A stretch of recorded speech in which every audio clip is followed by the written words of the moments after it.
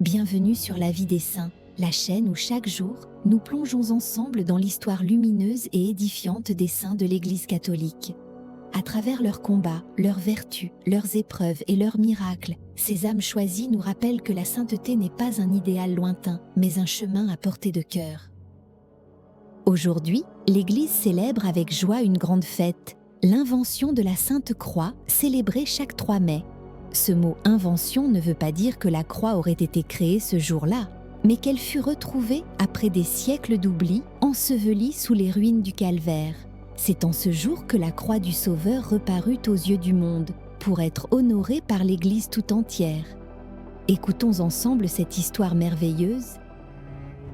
L'empereur Constantin, premier souverain chrétien, reçut du ciel un signe éclatant.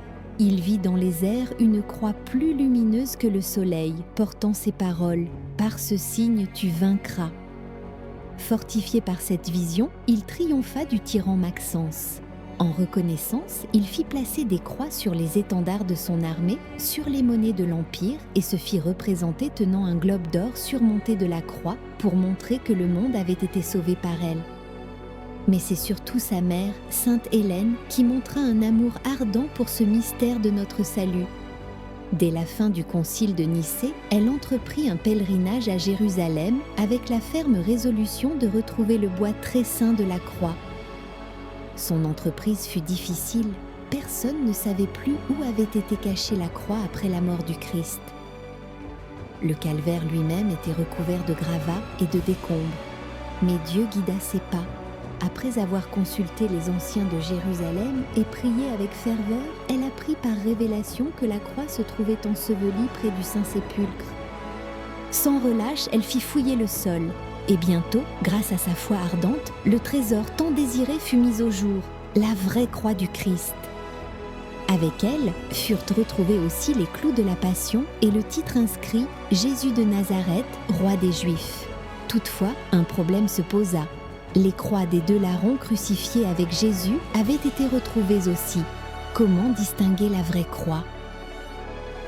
Saint Macaire, patriarche de Jérusalem, pria avec tout le peuple. On amena une femme mourante. Elle toucha les 2 premières croix, sans effet. Mais dès qu'elle fut mise en contact avec la croix du Sauveur, elle fut guérie sur le champ. Et peu après, lorsqu'un mort fut porté au cimetière, il ressuscita lui aussi au seul contact de la véritable croix. Émerveillée, Sainte Hélène remercia Dieu avec effusion. Sur le lieu même de la découverte, elle fit bâtir une église magnifique. Une partie de la croix y fut conservée et vénérée. Une autre partie fut envoyée à Constantinople et une 3e à Rome, dans la basilique fondée par Constantin et sa mère, Sainte Croix de Jérusalem. Pour témoigner encore de sa foi, l'empereur Constantin interdit, dès lors, l'usage de la crucifixion dans l'Empire chrétien. Ce qui était autrefois un instrument d'infamie devint un signe d'honneur, gravé sur les couronnes des rois et sur les sceptres des monarques. À travers tous ces événements, Dieu nous montre combien il agrée le culte que nous rendons à la croix, ce signe vivant de notre salut. Aussi l'Église, sous l'inspiration de l'Esprit Saint, institua-t-elle cette fête solennelle. Les saints docteurs n'ont cessé de chanter les merveilles de la croix. Écoutons Saint Jean Chrysostome. La croix est l'espérance des chrétiens, la résurrection des morts, le bâton des aveugles, l'appui des boiteux, la consolation des pauvres, la gloire des martyrs, la lumière de ceux qui habitent dans les ténèbres, la force des faibles, la sagesse des simples, la joie des prêtres, le fondement de l'Église et la confusion des démons. Et saint Éphrem ajoute: gravons le signe vivifiant de la croix sur nos fronts, sur nos portes, sur notre cœur. Que la croix soit notre armure, notre force, notre lumière à chaque instant du jour et de la nuit. Saint Jean Damascène affirme encore: la croix est notre bouclier contre le prince des ténèbres, notre guide et notre salut, la source de tous les biens et la destruction de tous les maux. Et Tertullien, témoin des premiers siècles, rapporte: à chaque pas, en entrant, en sortant, en travaillant, en nous levant ou en nous couchant, nous marquons notre front du signe de la croix. Même parmi les païens, la divine providence avait semé l'annonce de ce mystère.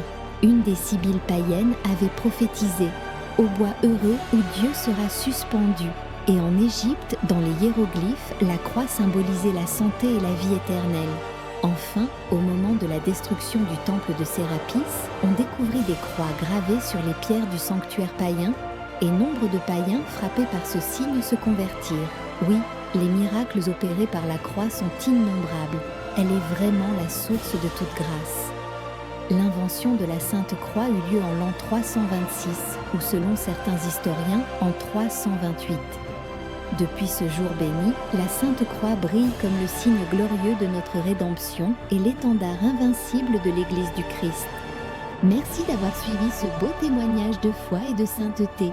Si cette histoire t'a inspiré, abonne-toi à la vie des saints pour découvrir chaque jour une nouvelle figure lumineuse de l'Église.